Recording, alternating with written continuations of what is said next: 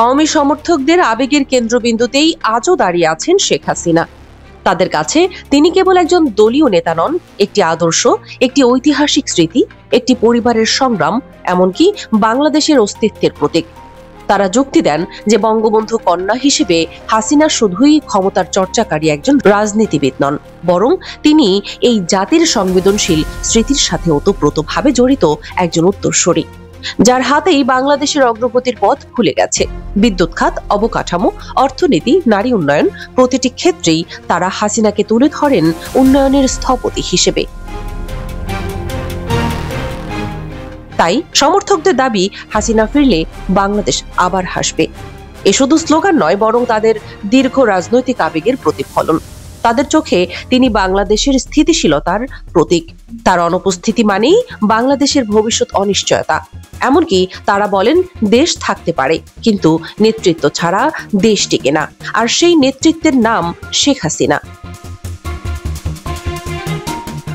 অন্যদিকে একই সময়ে দেশের এক বিশাল অংশ সম্পূর্ণ ভিন্ন বাস্তবতা তুলে ধরেছে।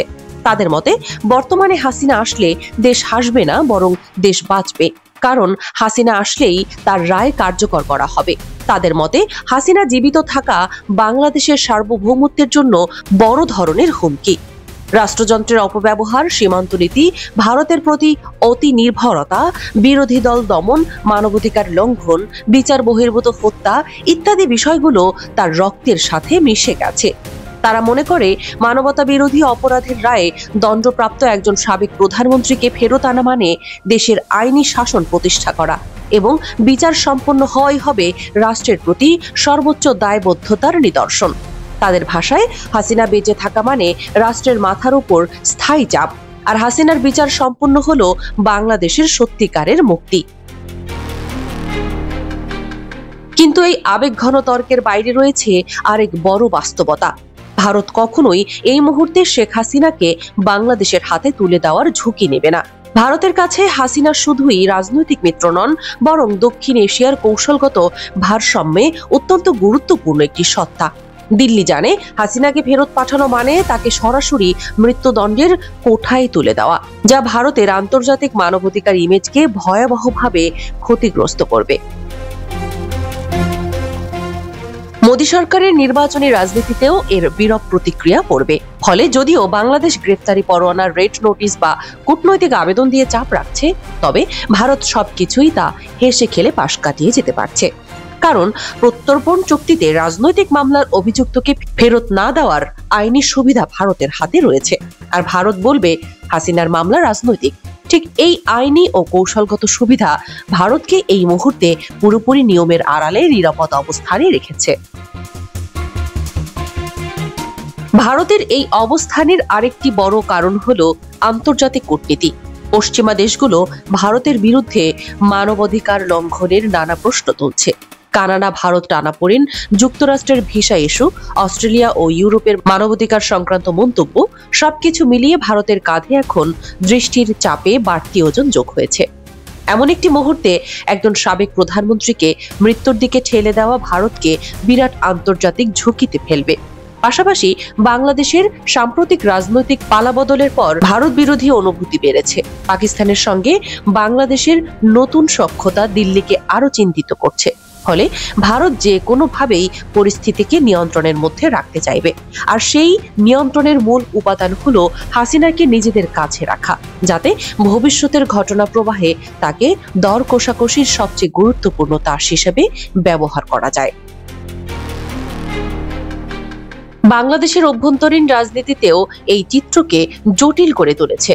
বর্তমানে সরকার ভাবছে, হাসিনাকে ফেরত আনলে তারা একটি বড় রাজনৈতিক বিজয় দাবি করতে পারবে, কিন্তু ভারত সেটি হতে দিচ্ছে না। কারণ দিল্লির কাছে সবচেয়ে বড় উদ্বেগ হলো বাংলাদেশের ভেতরে বাড়তে থাকা ইসলামী রাজনৈতিক শক্তির উত্থান, কিংবা ভারত বিরোধী তরুণদের নতুন সক্রিয়তা, যা সীমান্ত পেরিয়ে ভারতের উত্তর পূর্বাঞ্চলের অস্থিতিশীলতা ছড়িয়ে দিতে পারে। ঠিক এই নদীর স্রোতের মতো অনিশ্চয়তা ভারতের সিদ্ধান্তকে আরো কঠোর করে তুলেছে। দিল্লি মনে করে, হাসিনাকে ধরে রাখলে তারা অন্তত একটি ভবিষ্যতের দরজা খোলা রাখতে পারবে, আর এই দরজা বন্ধ হয়ে গেলে বাংলাদেশের ওপর ভারতের প্রভাব কমে যেতে পারে। এ কারণেই ভারত এখনো অপেক্ষার কৌশল নিয়েছে, ওয়েট অ্যান্ড ওয়াচ। ঢাকা যতই কঠোর ভাষায় দাবি তুলুক, আদালত যতই রায় দিক, তাজুল ও বিচারপতি মুর্তজার ঘোষণা যতই রাজনৈতিক ঝড় তুলুক, দিল্লি কোনো কিছুতেই বিচলিত নয়। কারণ তারা জানে, হাসিনাকে ধরে রাখলে ভবিষ্যতের ক্ষমতা কাঠামোতে তারা আবার প্রবেশের সুযোগ পাবে।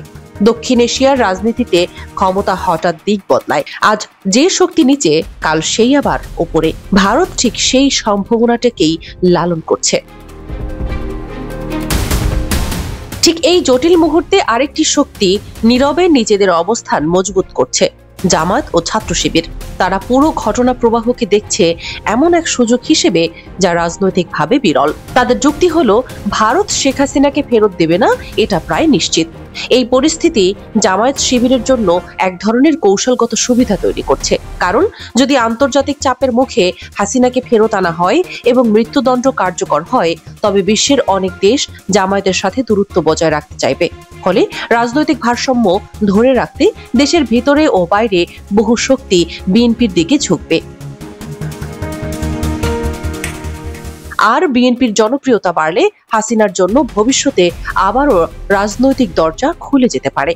পক্ষান্তরে জামায়াত যদি ধৈর্য ধরে ক্ষমতার দৌড়ে টিকে যায় এবং নিজের অবস্থান দৃঢ় করতে পারে, তাহলে হাসিনার দলের জন্য সেটি রূপ নেবে দীর্ঘমেয়াদী মহাবিপদে। সব মিলিয়ে পরিস্থিতি অস্পষ্ট। হাসিনা কি ফিরবেন? রায় কি কার্যকর হবে, নাকি বিচারপতি মুর্তজা ও তাজুলের ঘোষণা ইতিহাসের এক অসমাপ্ত অধ্যায় হয়ে থাকবে? সব প্রশ্নের উত্তর এখন ভারতের হাতে।